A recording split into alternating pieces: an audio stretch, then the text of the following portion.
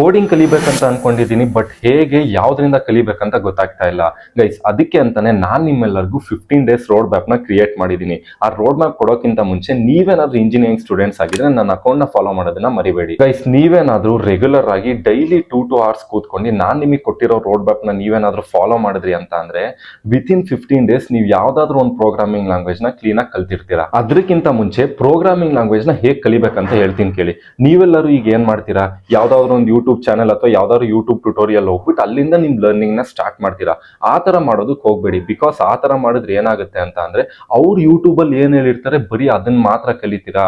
ಅದನ್ನ ಬಿಟ್ಟು ಎಕ್ಸ್ಟ್ರಾ ನೀವ್ ಏನು ಒಂಚೂರು ಕಲಿಯಲ್ಲ. ಅದಕ್ಕಿಂತ ಬೆಟರ್ ಏನ್ ಮಾಡಿ ಅಂತ ಅಂದ್ರೆ, ಈಗ ಫಾರ್ ಎಕ್ಸಾಂಪಲ್ ಪೈಥಾನ್ ನ ತಗೊಳ್ಳಿ. ಪೈಥಾನ್ ಅವ್ರದ್ದು ಅಫಿಷಿಯಲ್ ಡಾಕ್ಯುಮೆಂಟೇಶನ್ ಇದೆ ಆಯ್ತಾ. ಆ ಡಾಕ್ಯುಮೆಂಟೇಶನ್ ನಿಮ್ ಲ್ಯಾಪ್ಟಾಪ್ ಅಲ್ಲಿ ಓಪನ್ ಮಾಡ್ಕೊಂಡು ಪಕ್ಕದಲ್ಲಿ ವಿ ಎಸ್ ಕೋಡ್ ಟರ್ಮಿನಲ್ ಇದೆ ಅಲ್ಲ, ವಿ ಎಸ್ ಕೋಡ್ ನ ಓಪನ್ ಮಾಡ್ಕೊಬಿಟ್ಟು ಆ ಡಾಕ್ಯುಮೆಂಟೇಶನ್ ಅಲ್ಲಿ ಏನಿದೆ ಅಂತ ನೋಡ್ಕೊಂಡು ಕ್ಲೀನ್ ಆಗಿ ಲೈನ್ ಬೈ ಲೈನ್ ನೀವೇ ವಿ ಎಸ್ ಕೋಡ್ ಅಲ್ಲಿ ಕೋಡ್ ನ ಟೈಪ್ ಮಾಡ್ಕೋತಾ ಹೋಗಿ. ಈ ತರ ಕಲ್ತ್ಕೋತಾ ಬಂದ್ರಿ ಅಂತ ಅಂದ್ರೆ ಏನಾಗುತ್ತೆ ಅಂತ ಅಂದ್ರೆ ನಿಮ್ಗೆ ಯಾವ್ದಾದ್ರು ಒಂದ್ ಜಾಗದಲ್ಲಿ ಯಾವ್ದಾದ್ರು ಒಂದು ಎರರ್ ನ ಬರುತ್ತೆ. ನೀವೇನ್ ಮಾಡ್ತೀರಾ, ಎರರ್ ನ ಸಾಲ್ವ್ ಮಾಡ್ಕೋತಾ ಬರ್ತೀರಾ.